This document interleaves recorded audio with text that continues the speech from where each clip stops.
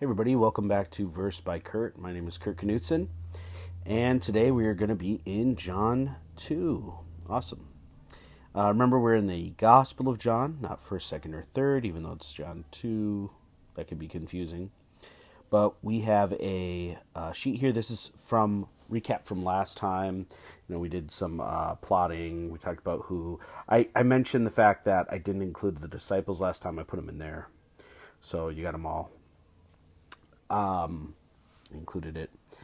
So here we go. Feel free to pause the video at any time here. Read the passage. Read the chapter of John 2. I'm just going to write John up here. 2.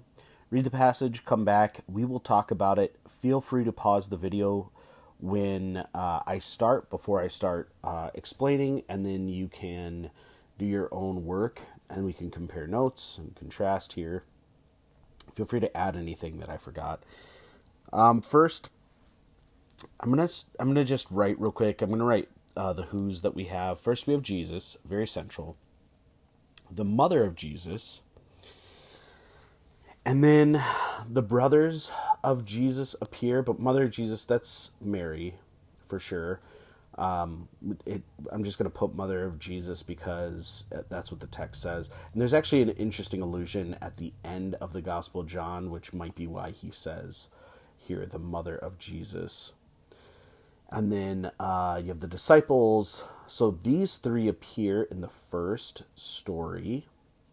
And then the brothers of Jesus actually get picked up later. And yes, they are blood brothers, at least through Mary and Joseph is the padre there for them. Characters, here's some other characters. So in the first one, we have servant, we have the head waiter, it's at a wedding, and then we have, of course, the bridegroom, which implies a bride, but there's more screen time, so to speak, or text time for the servant people. The bridegroom just has the privilege of tasting the wine at the end. And that's the first story. The second story has the Jews, the money changers, animals, and then Father by implication with Father's house. So, like I said, the mother of Jesus and the disciples are in the first story, and then the brothers somehow are picked up along the way, I guess, is the idea. And so, yeah, we have the Jews, the money changers, and the first set is a kind of a good cast. The second's not a good cast, just because the narrative.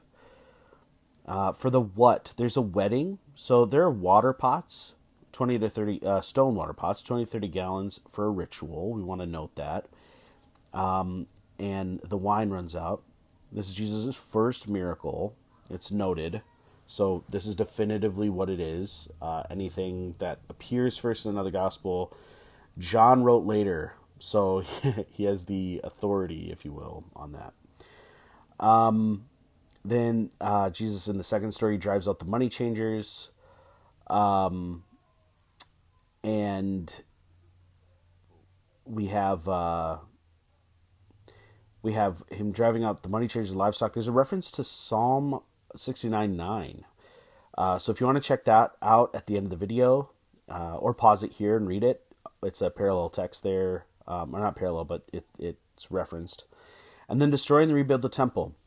Now, I'm going to reference this later, but there's two temples going on. So the temple does get actually physically destroyed in 70 AD. That is after John writes, but as before the events of this story. So the temple is super important, and the Jews who are in the narrative are shocked that God himself, or they wouldn't have said God himself, but somebody else would destroy, a fellow Jew would destroy the temple, but it would even be God himself. When's? So there's a few different things here. Let's go through them. The third day. So I'm guessing it's the third day after the baptism, but it could be, I believe that's the case. I think the next day is when you start getting the disciples. So that is an important thing to note, a time signature there to let you know when the events take place. My hour has not yet come. Jesus says it very respectfully to his mom, Mary, but he says, we'll talk about it later, woman, my hour has not yet come. And there is an interesting thing here where there's a reversal of when good and bad wine is had. We want to note that too, because it is stated that Jesus is doing kind of opposite day here. Usually it's the good wine, and when people get drunk, they drink the bad wine, but it goes in reverse because even the good wine is worse than what Jesus creates. There's a beginning of signs, and then there's 36 years of the temple versus 3 days. So here's some wheres, some locations we can look at. Wedding in Cana takes place. The Cana, I'll try and put up a map here so you can see some of the locations here. Capernaum, and then there's Jerusalem, and then the temple, there's the Father's house temple, and then there is the temple of the body of Jesus' temple. And that's what the confusion of Jesus is often cryptic with the his debate partners, if you will. So here we go. Words. Believe appears again. Testify. Word spoken, and woman. Woman is actually while I get ready for the narrative structures here, I'm just going to say woman was respectful. It wasn't mean-spirited. He was saying ma'am. It's often stated in when people preach about these, but we want to make it clear to our English-speaking audience. It's just a direct translation. And then the first one's wedding. It goes from 2:1 through 11, and then the clearing of the temple from 2:12 to 25. And of course, because it's a narrative, we have 6 beats that we want to identify. That's the exposition, the inciting incident, the rising action, the climax, the falling action, and the resolution. So I will have these here, and I will show you what I have so you can follow along. I believe I will skip, so I'm just going to start reading them off here. First, we have Jesus, mom, disciples at the wedding. That's 2:1 through 2. Then we have in the second, the inciting incident is the wine runs out, and that's verse 3. So that's the problem. No wine. Fallen world, ladies and gentlemen. No wine. Mary and Jesus begin to argue, and it's not an antagonistic arguing. He says it's not his time, and he is Jesus. His mother has no authority over his messiahship. In fact, she submitted to it in another story when she agreed to have him. Jesus performs a miracle.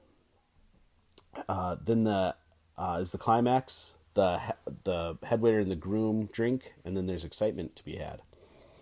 And then for the clearing of the temple, Jesus' mom, Ambrose, this time, and disciple go to the Passover. There's money changers in the temple, which is bad news bears. People had to have sacrifices, so the payment is problematic there to get a dime. And there's a transfer of currency happening too. Chases him out. The Jews ask for a sign. He gives them the sign of the temple, which is about his body. So he supersedes it, and then many believe. By the way, his body is the church later on, so we're going to see that. But yeah, many believe at the end of that story. So there's excitement in one. Many believe because of the experience in the other one. So again, the common theme of John is people believing or not believing. So the wedding is they're both positive results, but the wedding is a more positive story showing Jesus' authority over nature through his messiahship. And then the clearing of the temple shows his authority for his Father's house. This is, he's not just some Joe Schmo clearing the temple. He is the Messiah that they're anticipating. Whether they accept it or not doesn't matter. So we just want to notice that, again, he's cryptic. They ask for a sign, and he vaguely references his body, of which they don't know what's going to happen. Even the disciples don't know that closer to the event. So let's go for our interpretation. So I have here, Jesus' ministry is good and different than expectations. Now, that sounds incredibly vague, but this is the beginning of his ministry, so I just want to say, I think it's acceptable to say his ministry is good at this point, but it's not just good, it is the good. He is doing the good. So his ministry is, that's a capital G good, it is good, and it's different than expectations. It's not what the Jews were anticipating, which is common theme. And remember, John's writing late, so the other gospel writers made that very clear that there was some expectations that were not met. But what's interesting is, we'll see this later with the application, that is something we can rejoice over, is that the fact that these things still happen even though there were expectations is actually a good thing. It's not necessarily a bad thing. Like there's a ritual that was expected. An expectation was that there's water for a ritual that he upends. The wine, there's a cultural, expectation that's a reversal. The livestock, people were expecting, there was a tradition, even if it was bad, there was a tradition set up that people who didn't have immediate, like they didn't live on farms, could pay for animals. That wasn't, as far as I know, that wasn't Levitical, but they built that system to help. But again, that's also going to be a common theme in what you're going to see in the Gospels, is there's a lot of hedging the law. They make little laws around the law so they don't break it, and Jesus is constantly trying to cut those down. So, the other expectation, who would destroy the temple? Not a Jew. That was what the Babylonians did. That's what the Romans did. A Jew wouldn't have done that. So we have I know I say different than expectations, but it's actually important. And here we go with the application. So again, I have love the Lord with all your heart, soul, mind, strength. And then what I have here is, I can love in righteous indignation. So for the first one, I can love through righteous indignation, or in righteous indignation. That is not a usual thing that we're supposed to do. We get that from the second story here, but that's not like, ladies and gentlemen, that is not something that you're just supposed to go around and have righteous indignation, bomb cars, do horrible things because you feel as though you are angry. Justice is the Lord's. So we take a back seat, but we can share, if we're truly with him, we can share in what he's angry about, which is sin. And Jesus, we have a vague, as clear as the Bible is, we don't have a complete picture of what completely makes God angry, but we see an example here. The other one is, believe Jesus is the Messiah in his demonstrations. That is true. He is making a messianic claim by doing what he's supposed to do. For the mind to have, I can know Jesus can work even in unexpected ways. This is huge. There are, again, I'm not just saying unexpected, say unexpected. Unexpected ways are, even in their cultures, even in their good ways, that they designed, he'll utilize. Like his mom saying, let's do it, and he says, it's not my time. For strength, we can serve in unexpected times and ways. Not just like when we feel like it or whatever, but I mean, in times like where you're tired or not feeling up to it, or in a moment that, you're scared or whatever, you can serve. And in ways, ways in which you are not gifted in, you can serve as well. So this is a good lesson for us today in John 2, and we will see you in John 3. Thank you guys very much.